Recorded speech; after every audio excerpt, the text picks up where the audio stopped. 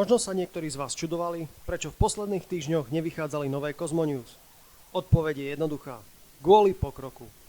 Pripravovali sme pre vás totiž nový koncept našich vesmírnych správ, pri ktorom sa vám už nebudeme prihovárať len prostredníctvom článkov na našom webe, ale aj formou krátkych audiovýstupov na našich sociálnych sieťach. Pre zmenu formátu a skvalitnenie obsahu vám nové Cosmonews prinesieme každé 2 týždne. Vítajte pri nových Cosmonews Krajskej hvezdárne. Prvý japonský lander Slim, ktorý pristal na mesiaci 19. januára 2024, neprestáva udivovať. Cieľom tohto landera bolo otestovať presné pristátie na náročnom, svahovitom teréne. Aj napriek ulomeniu jednej z trysiek pri zostupe, tento technologický demonštrátor relatívne úspešne pristal. Pôvodne sa očakávalo, že Slim neprežije ani prvú lunárnu noc. Nebol totiž vybavený na to, aby prežil drsné podmienky lunárnej noci.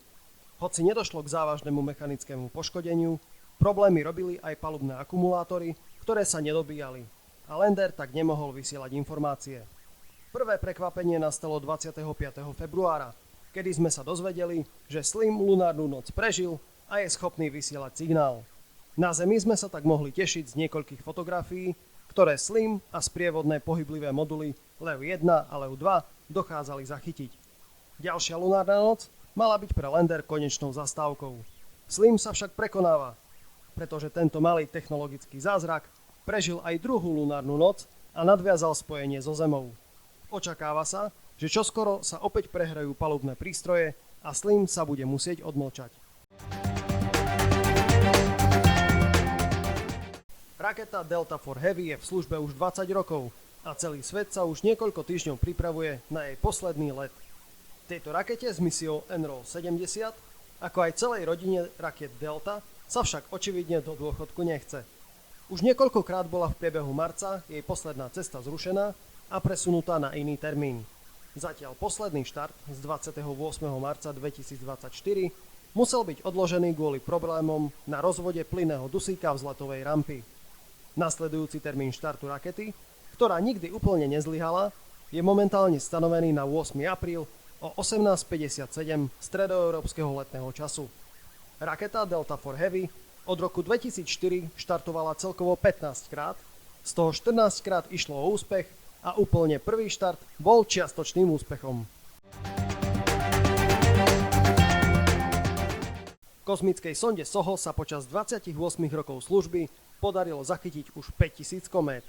SOHO, teda Slnečné a heliosférické observatórium, pracuje už od roku 1995.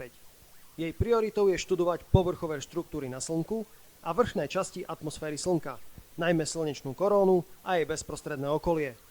Štúdium slnečnej koróny zabezpečuje prístroj LASCO, ktorý na pozorovanie využíva umelo vytvorený disk zakrývajúci slnečný kotúč. Vďaka tomu môžu astronómovia jednoduchšie pozorovať okolie Slnka. Sprievodným bonusom je schopnosť sondy SOHO zachytiť kométy, ktoré lietajú v blízkosti Slnka. 25. marca 2024 sa tak podarilo pozorovať kométu s poradovým číslom 5000. Tento kúsok sa podaril študentovi doktorandského stupňa z Karlovej univerzity v Prahe. Kométa dostala názov SOHO 5000. Európska vesmírna agentúra sa chystá skúmať Saturnov mesiac Enceladus. Pôjde o astrobiologickú misiu s cieľom skúmať podpovrchový oceán a gejzíry vyvierajúce z prasklín v ľade, ktorým je Enceladus pokrytý. Misia by mala študovať a analyzovať potenciál mesiaca z hľadiska obyvateľnosti, respektíve existencie jednoduchého života. Pre tento program bolo zvažovaných hneď niekoľko mesiacov plynných obrov. Enceladus bol stanovený ako najvážnejší kandidát, a to hneď z niekoľkých dôvodov. Prvým je fakt, že na tomto mesiaci ešte nepristála žiadna kozmická sonda. Druhým a omnoho závažnejším faktom je samotný potenciál tohto objektu.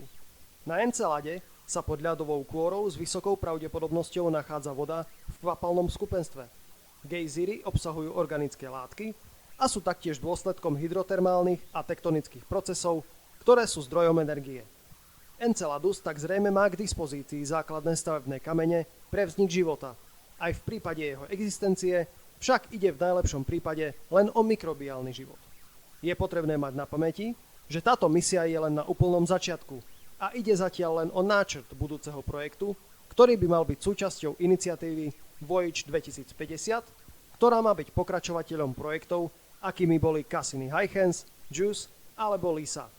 Európsku vesmírnu agentúru určite ešte čakajú rozsiahle diskusie ohľadom ekonomickej dostupnosti a technologických možností. Minimálne na papieri to vyzerá na veľmi zaujímavý program európskeho výskumu vesmíru. Už 8. apríla nastane úplné zatmenie Slnka. Viditeľné však bude bohužiaľ len z územia Severnej Ameriky.